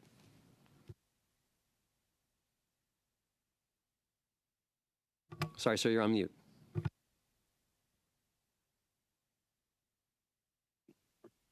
That has happened in the past where breakdowns at Conestoga or Safina have happened where trucks are lined up waiting to unload, and it's 30 degrees outside. Animals are getting warm. Everybody knows that they need ventilation, so they ask the trucks to leave the site and take them out on the highway, get some air flowing through them for possibly half an hour, and then return back to the plant. So what that does is adds more driving time to their already tight schedule that day, get back to the plant, and hopefully things are running again and get unloaded. It's possible that the driver's time could have expired in the meantime. And if that happens, the driver is not allowed to generally park at the plant. They need to leave. So it can happen that he needs to exceed his hours of service when he leaves the plant at that point. Okay, thank you for that. In the shortness of time here, maybe a question for Ms. Fitzgerald from the Livestock Trucking Association. You're asking for the built-in flexibility and for transport of animals, to be considered an emergency if a situation happens, and we're hearing these situations that can happen. With the flexibility comes responsibility. Is there currently a procedure in place? We're hearing a lack of data. Is there currently a procedure in place to report incidents of emergencies that would cause drivers to go over their required time limits? And would you in any way recommend some sort of a reporting procedure to build data itself so the industry and the ministry can see how this is happening and if it can be mitigated? And basically, how can the government and industry work together to collect this data to help with planning and decisions? Yeah, thank you for that question. So what drivers are doing now when they're making that decision to go over their hours of service to benefit the animals in their care, they are recording that in their electronic logging device, the reason for that overage. That would be noted if an inspection officer was to ask for their electronic logging device and noted that they were over their hours of service. Certainly there is the opportunity with time and funds to run a research project to gather data, but that is going to take time. And we have loads of animals transporting every day. The other thing you'll hear from Transport Canada officials is they will tell you that Transport Canada does not do the enforcement of their own regulations. So the regulations are actually enforced by the provinces and the territories, which is absolutely correct. However, there is an association called the Canadian Council of Motor Transport Administrators. The federal government belongs to that group, as do the provinces and the territories, and the mandate of that organization is to provide administrative and regulatory coordination, including interpretation of legislation. And you heard references to there being a guidance document already in existence, and it was produced by that association I mentioned to you, the CCMTA, of which the federal government belongs. So it is quite possible for Transport Canada to provide guidance through that organization of which they're a member onto the enforcement officers. Thank you, Ms. Fitzgerald. Thank you, Mr. Lewis. Maintenant, Monsieur Parent, 6 minutes. Allez-y, s'il vous plaît. Mr. Perron for 6 minutes. Thank you, Mr. Chair, and thank you to the witnesses for being here today. We appreciate your testimony. I will start with Ms. Cartwright from Humane Canada. I'll let you continue what you were saying, but essentially you said that the amendment that is being asked for flexibility is necessary, so if I understand correctly. So you agree that we should provide more flexibility when animal welfare might be an issue. Did I understand that correctly? You support this recommendation? I think For us at this point in time, it's really unclear what's being asked for. We certainly think it's important that if there's an animal welfare emergency, then there needs to be a recognition of that. But what we're also hearing is that it's some industry practices. We hear both that there's flexibility needed. We've heard other terms like extenuating circumstances, flexibility, and then discussion about systemic issues, which systemic issues aren't unforeseeable. They're part of a poorly organized system, whether that's routes or locations for rest stops. This all needs to be considered from the animal welfare perspective. So what we do support is if guidance is required on 76.1, and we appreciate what's being asked for by our industry colleagues, then we would like to see that is done. And it's done not just with industry, but also with others like ourselves, industry partners, and make sure that it isn't. I hear and understand the idea that that this could create loopholes and that's not the intention. And I think the person before us said, I don't think that's the case, but let's ensure that it's not the case, that the guidance is really focused on animal welfare emergencies. Madame Cartwright, je m'excuse de vous interrompre. Sorry to cut you off, but we don't have enough time. I do understand your concern with regards to exceptions for animal welfare, but I understand that you do agree with the clarification for that document with regards to section or clause 76. Thank you very much. You also mentioned that it would be a good idea to have some modifications with regards to infrastructures, which we'll touch upon later again. As a state, we can offer more favorable conditions to regional processing plants. Maybe they would be less, reduced concentration, for example. That could improve animal welfare as well. Is that a yes or no, so that I can move on to the next question? Sorry, just to clarify, yes, we support closer regional processing systems to reduce transit times, if that's what you're asking. Merci beaucoup. C'était le... Yes, that was indeed my question. Ms. Kavanagh, you had more or less the same recommendations and concerns. You deplore the centralization of slaughterhouses. If the state did take measures to facilitate processing, that would also align with what you're recommending. Yes, absolutely. So I agree with what Ms. Cartwright said, and also, yes, definitely, and there is a need for more localized and regional slaughter facilities for animal welfare reasons and other reasons that some small farmers have talked about publicly in the media and on websites, etc. Merci beaucoup. Donc, je comprends aussi que Thank you. So, the exception for animal welfare is something that you're concerned about as well, and you think that there should be more flexibility. Mr. Schwint, I'll turn to you. What are your thoughts with regards to more regional slaughterhouses, more investment, and with regards to more in research investment by the government? I think you are awaiting some funds now. Can I hear your thoughts on that? Sure, for sure. As an industry, we're always encouraging investment in local processing. We believe in that, but that's an independent issue of this transport issue. We want to be able to ensure animal welfare wherever our pigs are going, short distances or long distances.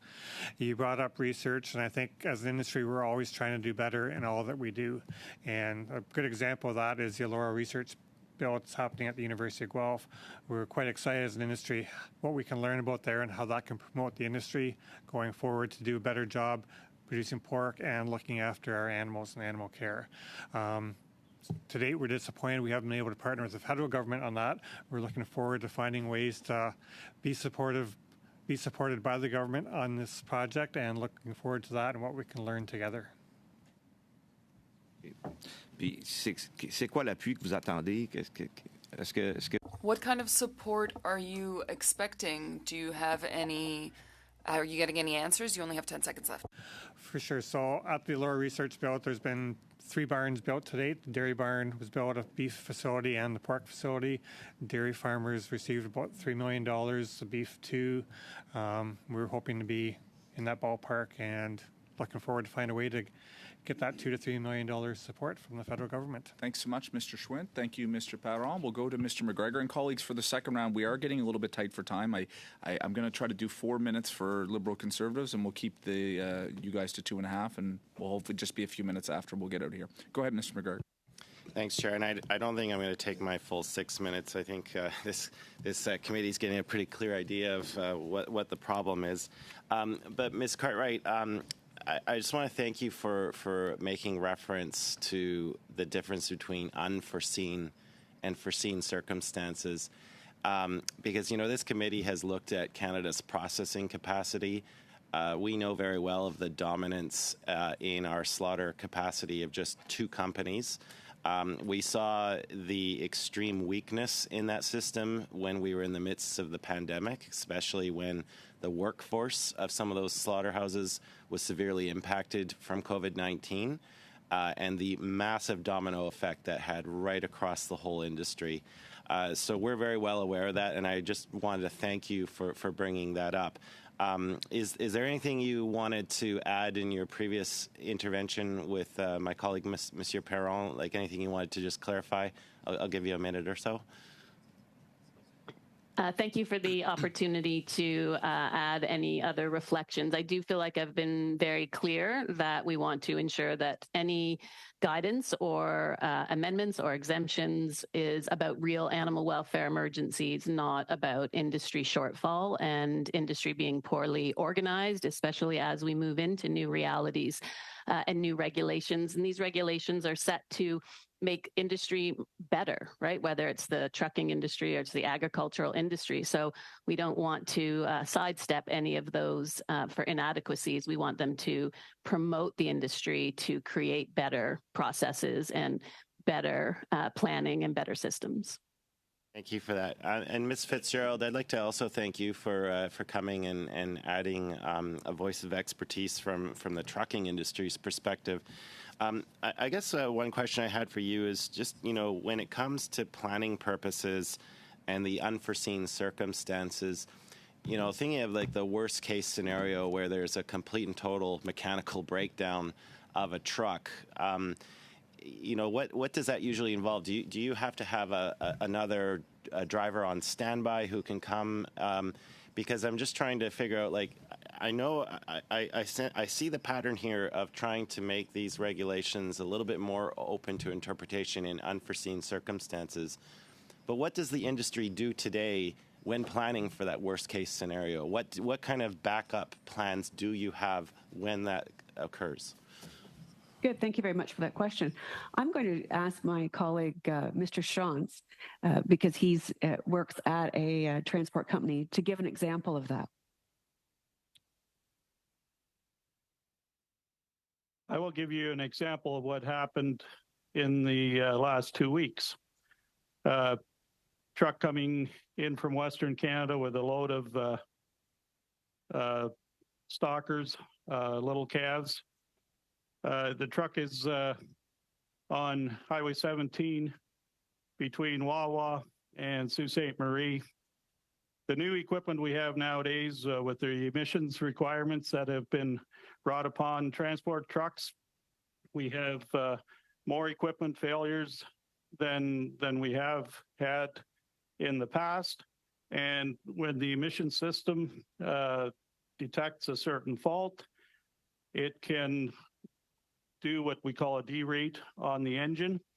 The driver calls me. He tells me the truck is telling him it's going to derate in, he's down to less than an hour. He's within 30 minutes of, 40 minutes of Sault Ste. Marie. I spring into action.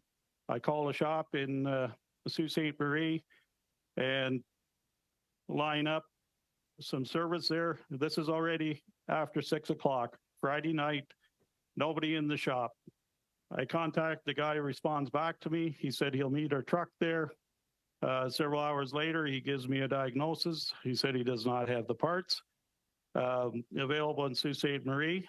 As a team here at Burnlaw, we talked together and decision was made that myself and another driver, we get in the truck and we head to Sault Ste. Marie to rescue that load of livestock and get it back to its destination. Thank you, Mr. McGregor. Mr. Shields, we'll go to you for about 4 minutes. Thank you. Today, the issues that we have seen are flexibility on the sense of a definition and regulatory down the future. I will have currently worked on a PMB to hopefully look at aligning with the U.S. Now, that's a long-term goal. What is the definition now of flexibility? Giving you an example of how hard it is to get the data. I'm driving down the highway. I've got a paper logbook. In front of me, a severe accident happens, 3 vehicles. I stop my rig. I'm out. I'm helping in that accident scene because there's nobody else. We're pulling people out of vehicles and the rest of it. With the logbook, paper logbook, I put that in as a pause.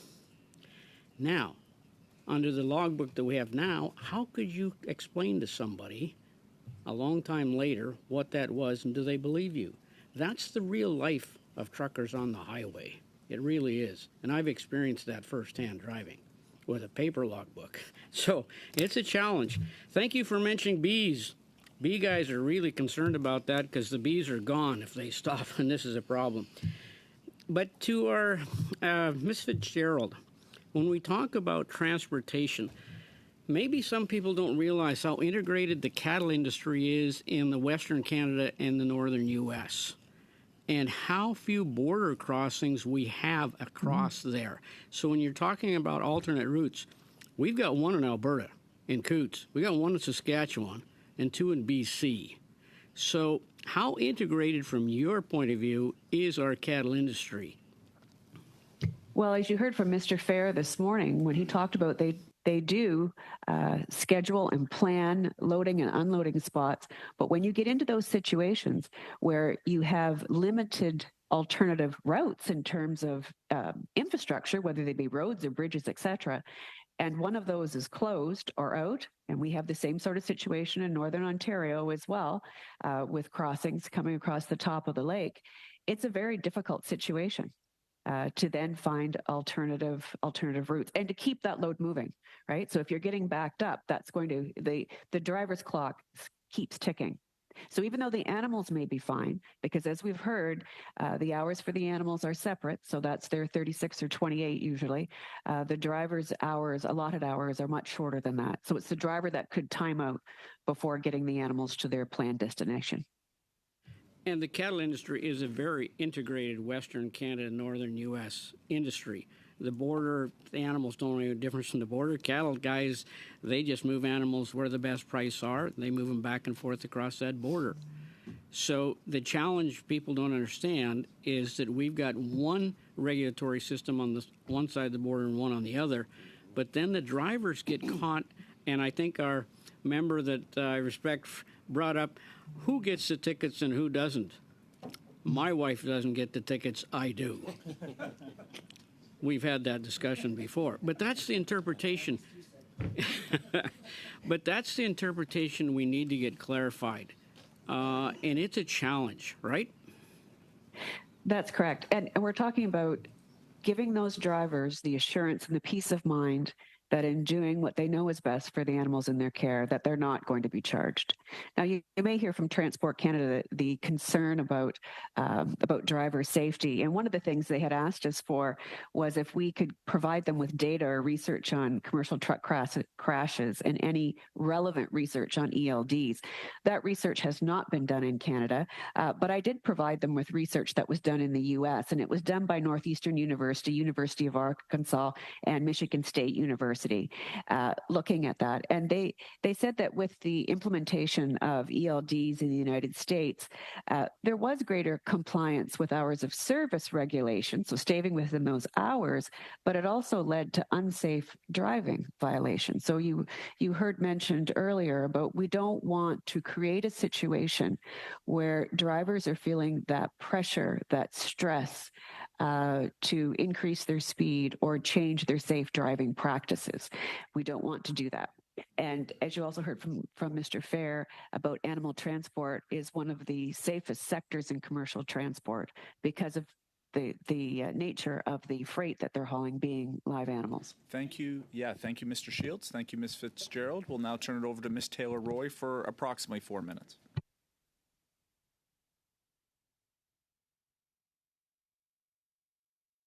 Ms. Taylor-Roy, you can go ahead for up to 4 minutes around. Yep. Thank you. Sorry, Mr. Chair, I was trying to find my my unmute button.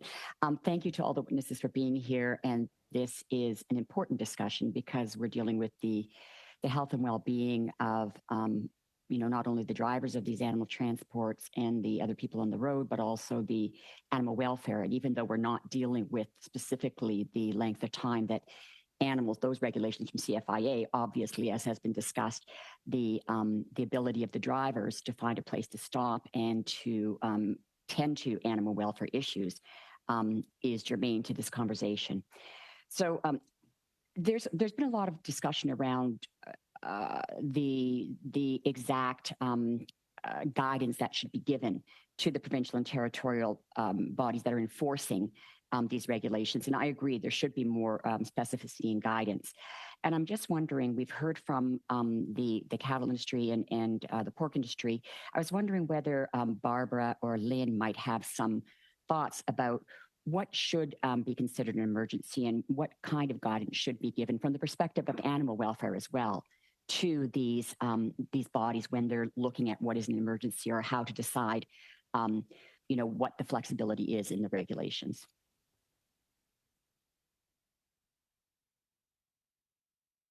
Do you want to go ahead, Barb? Certainly. Thank you for the question. We've heard some of those things that we would consider could be an emergency: adverse weather impacts, road accidents. Certainly, during the pandemic, there was a number of emergencies that came up when it came to the matter of moving livestock, whether that was border closures or issues at the border, or it was pandemic impacts on staff at different slaughter plants, that slowing things down.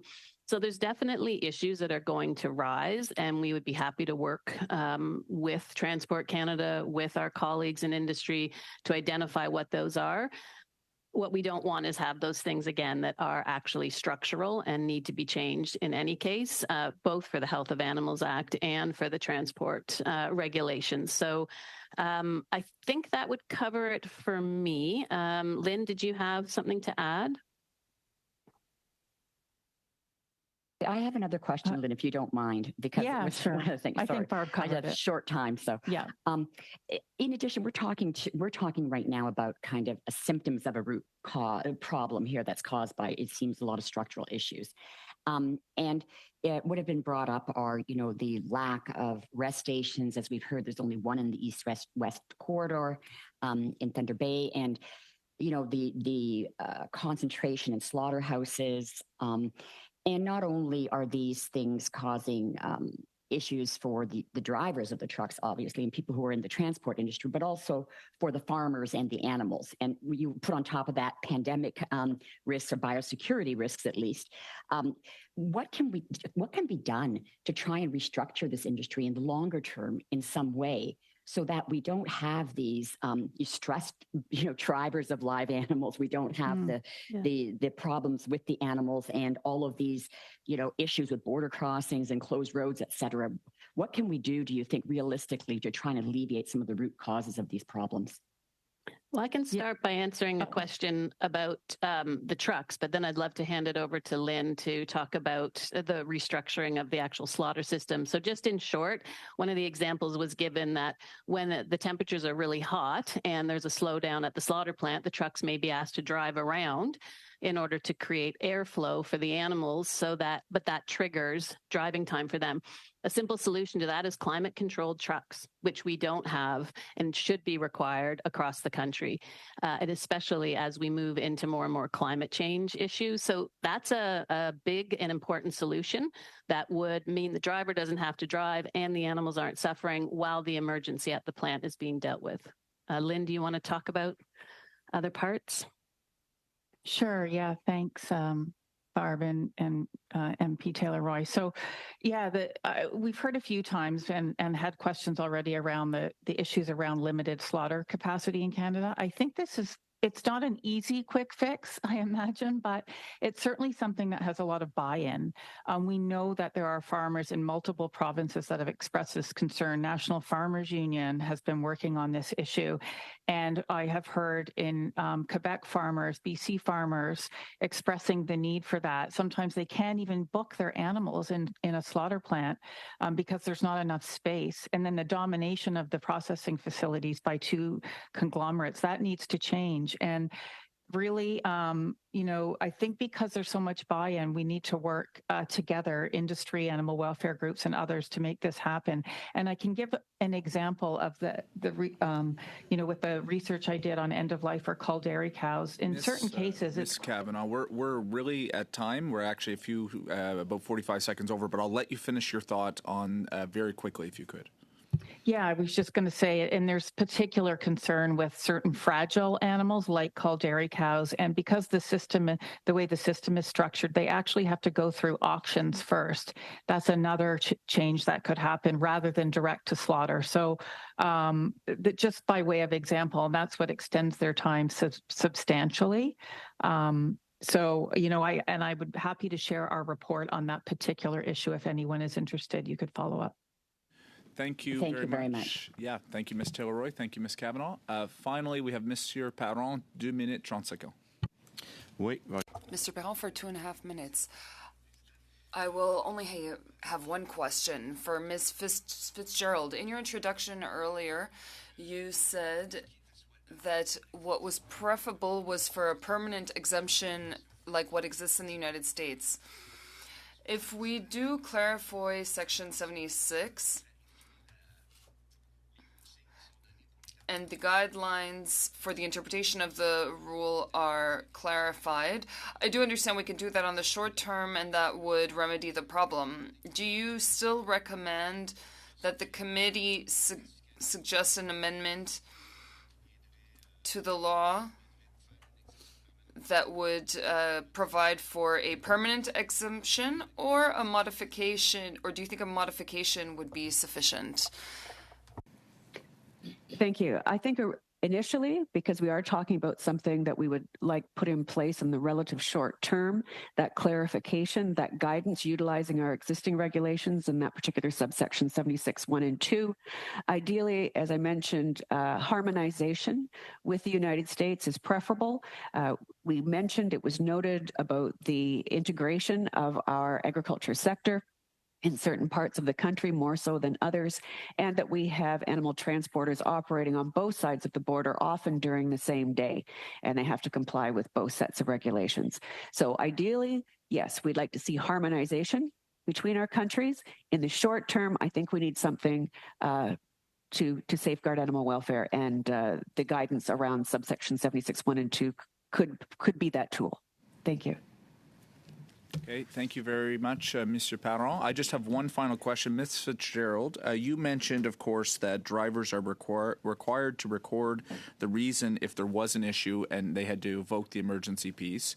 And you talked about how this is actually inspected at a provincial level. So one of the things that I've heard today, Transport Canada is, of course, asking industry to provide numbers that ultimately seem to reside at provincial jurisdiction, and maybe that's something that this particular council you mentioned, the CCMTA, could be a bit of a purveyor to try to actually flush out a more concrete element of the numbers instead of asking industry where actually it's recorded in a decentralized way, and would ultimately those numbers might reside provincially. Is that a fair assessment of how I just recapped that?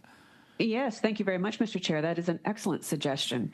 As was mentioned before, individual companies are not going to report to an association, et cetera, the number of violations they've had. And not every company is a member of ours, but certainly the data and true data, the true numbers of infractions should reside with those enforcement agencies. Well, as the son of a truck driver, I'm glad I had a good suggestion for the trucking industry. So thank you, Ms. Fitzgerald. Thank you to all our witnesses for joining here today. From the Canadian Livestock Transporters Alliance, of course, you, Ms. Fitzgerald, and you, Mr. Shantz. From Humane Canada, Ms. Cartwright, and World Animal Protection, Ms. Kavanaugh, and from the Canadian Pork Council for sticking around, Mr. Schwint. Thank you so much. Colleagues, just quickly before I let you go, so in terms of planning, we have asked for production of documents from major retailers. Those requests have now gone out with the deadline of November 2nd. However, we've asked for in-camera, and there's a lot of procedural elements that I think we could use some clarity on, along with legal requirements in terms of the documents that we see, what our parliamentary privilege extends to, and I don't want to be running afoul of competition law, so I've asked for the law clerk to actually come in and provide an in-camera briefing about some of the legality of what we are moving forward on. I intend to do that on Monday, and then on November 2nd, where we don't have anything slotted, with your permission, I think I would just give that time back to you to work with your constituents. And on constituent files, November 6th, we can either move to the biosecurity report that is that we've prepared as a committee, because the analysts should have that ready, or we can take a moment to go in camera and look at the production of documents, depending on what happens on November 2nd. So that just gives you a sense of where we're at. A lot of moving parts, but that's what we'll do on Monday. And I don't intend to hold a meeting on Thursday unless somehow you want to challenge the discretion of the chair. All good? And biosecurity recommendations for that study that we are going to be doing is they are required to be in by tomorrow at 5 p.m. Understood? Mr. Lewis, any quick question? Quick clarification. Did we have a budget to approve for today? Was there anything we needed to approve? Nothing. So the only other element, of course, is we are working to get the Minister of Transport. His schedule has not allowed for next week. That's part of the scheduling issue of me trying to fill meetings. I am told that officials are available in a quicker time frame than the Minister.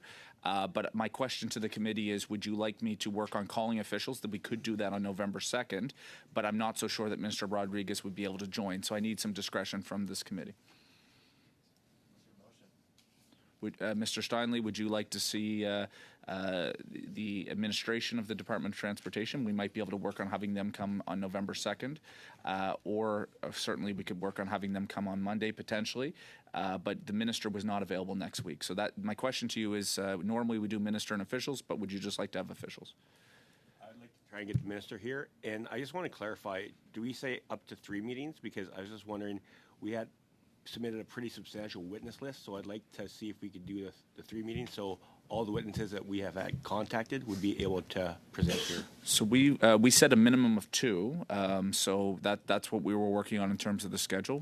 We might not be able to litigate that today, but what I'm hearing, I guess, from at least Mr. Steinley, I'm happy to hear from any other members, is the minister's not available next week, but you want to prolong and try to see if there's an opportunity to have those two, the officials and the minister, together. Mr. Pownall, Mr. McGregor, any of my Liberal colleagues with any thoughts? As long as the witnesses respect the function of the House of Commons, the percentage, that's all. Mr. McGregor, any thoughts? Can't have it all in one.